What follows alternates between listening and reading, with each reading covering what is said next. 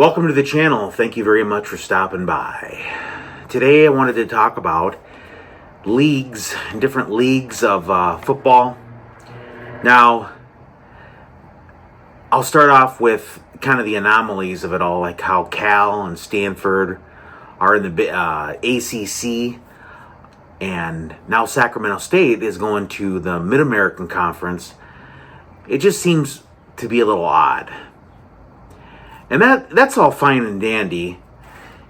It is what it is, right? I hate to use that term because it's so overused.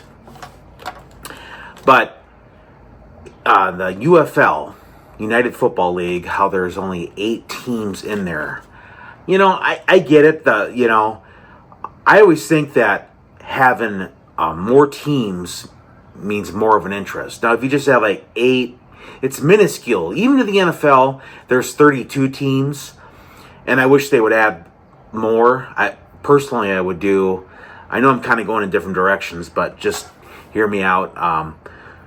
They should have 5 in each conference, or in each, not conference, but each division. So just have 40 teams and have 5 instead of 4. And like, say, example, the NFC East has 4, and NFC West has 4, and so on and so on. So, it'd be nice to have a little more cohesive leagues. There's just not enough teams in the UFL or XFL or whatever it is. And there's only 8. The top 4 make the playoffs for like the 2-round playoffs, the championship and the play into the championship game. I just think that, there's just, with all the advancements in technology and all that good stuff, you're probably thinking, what the heck does that have to do with anything? But you think we could be able to, humanity be able to solve like scheduling conflicts and leagues.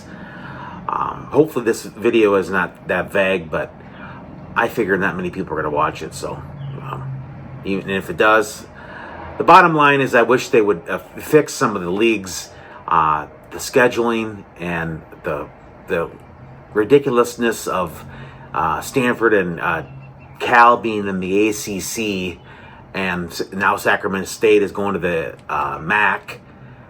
And who knows, maybe there's an East Coast team that plays in the West Coast somewhere. Who knows how that works? I don't know if you remember back in the day, they had Atlanta was in the NFC West.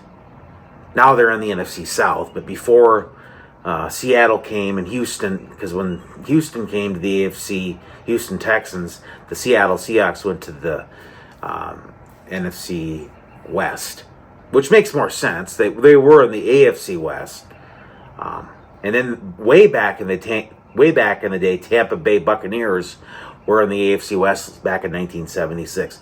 So I think the scheduling and the number of teams, there's just a lot of there's a plethora of things they could fix about scheduling and leagues and playoffs and all that stuff.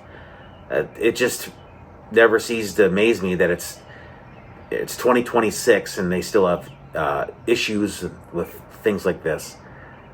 But it is what it is. I know that's an overused term, but well, I just wanted to share that with you. I know it's kind of a convoluted video, but now you know how some people feel about scheduling and the lack of number of teams in the XFL or USFL or the UFL or whatever it's called.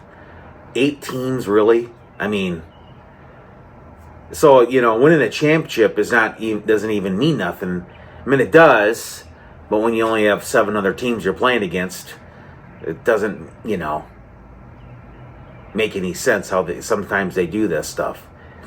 And there's some areas like in college or even high school, they'll break apart the divisions. So, and I get it, high school is a little different because you want to, it's different in high school, but in college, you got such a plethora of teams. You got like 140, 150 teams now in 1A. Everybody seems to move up, and there's a crap ton of teams in Division 1A, and half them, 75 of those teams will never win a championship because so and so and all that, and it just seems a little crazy. But anyway, I know it's kind of convoluted, but anyway, it's just a small, tiny microscopic channel that in this video might not get hardly any views, if any. So thank you very much for stopping by the channel. Have a great day.